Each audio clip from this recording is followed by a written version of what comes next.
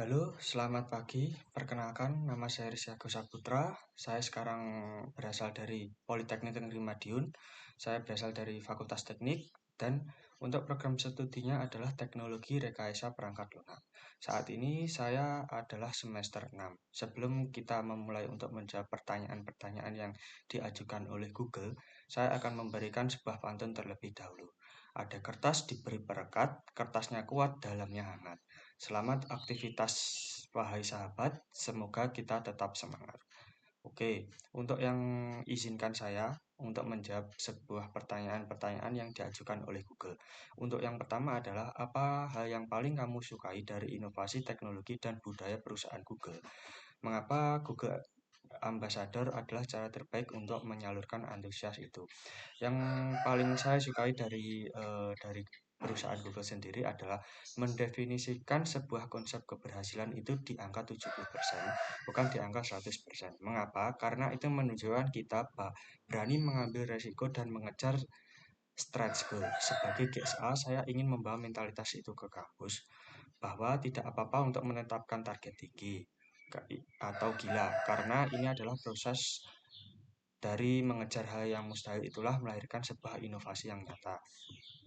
Yang kedua adalah bayangkan bayangkan kamu membuat sebuah acara tech dan chill, ngobrol santai soal teknologi di kampus. Tujuan acara ini adalah membantu mahasiswa melepas penat sambil mengenal teknologi Google secara menyenangkan dan out of the box, unik, tidak biasa, dan mengejutkan.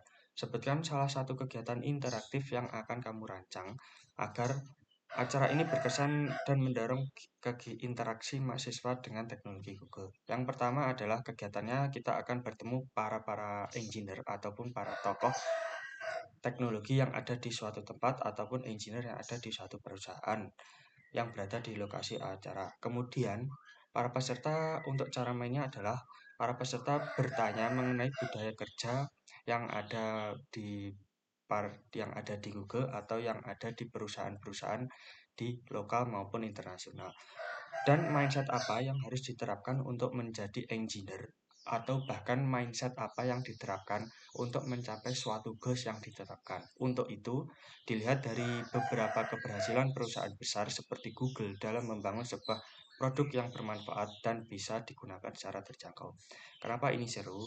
Karena ini merupakan salah satu kiblat dari big company yang ada di dunia dan Google juga menjadi pemain utama di masa kini dalam hal inovasi AI.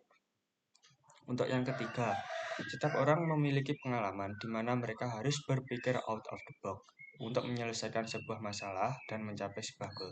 Ceritakan contoh masalah yang pernah kamu hadapi dan bagaimana menyelesaikannya. Yang pertama adalah saya memiliki pengalaman mengelola pengiriman es batu kristal bening ke banyak pelanggan, di mana dalam waktu yang bersamaan, terutama di jam sibuk di pagi hari ataupun di jam di siang hari. Tantangan terbesarnya adalah waktu dan suhu, karena es batu kristal adalah produk yang sangat sensitif. Jika rute pengiriman tidak efisien dan jika jalanan selalu terjebak macet, maka es akan mencair dan kualitasnya akan menurun, yang berujung pada kerugian dan kehilangan banyak konsumen maupun para pelanggan.